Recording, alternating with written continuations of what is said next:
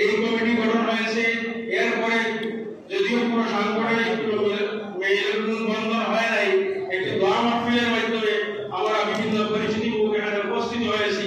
নিশ্চয়ই আমরা এবং আপনাদের মাধ্যমে কোনো না কোনো এক ভালোবাসা আছে, যে ভালোবাসাটা আমাদের ব্যক্তিগত নয়, আমাদের কোনো অবস্থায় কোনো ব্যক্তিগত নয়, আল্লাহ রাসূল সাল্লাল্লাহু আলাইহি ওয়াসাল্লামের শিখাইল এক পথ।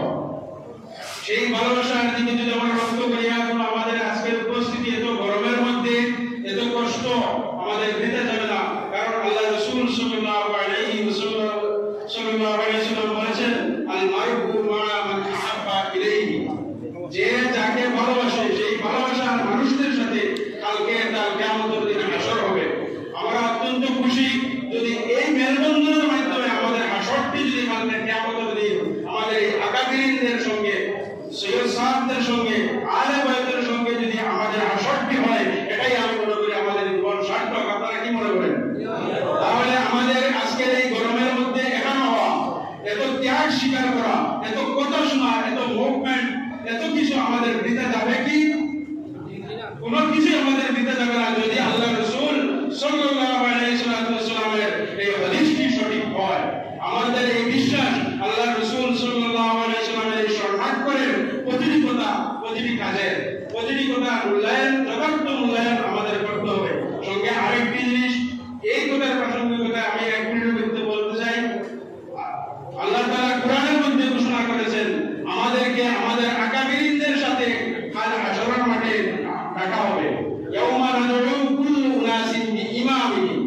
আমরা চাই এইভাবে মেলবন্ধনের মাধ্যমে আমাদের আহলে সুন্নাত ওয়াল জামাতের, আমাদের মাসলকের, আমাদের সুন্নি ভাইদের আলোর আমরা সবাই এক হিসাবে আমাদের আকাবিরিনদের ছত্রছায়ায় কাল হাশরের মাঠে এখানে হব, যেখানে আমাদের আকাবিরিনগণ আল্লাহ রাসূল সাল্লাল্লাহু আলাইহি ওয়াসাল্লামের ছত্রছায়ায় থাকতেন, আমরা আমাদের আকাবিরিনদের ছত্রছায়ায় থাকব।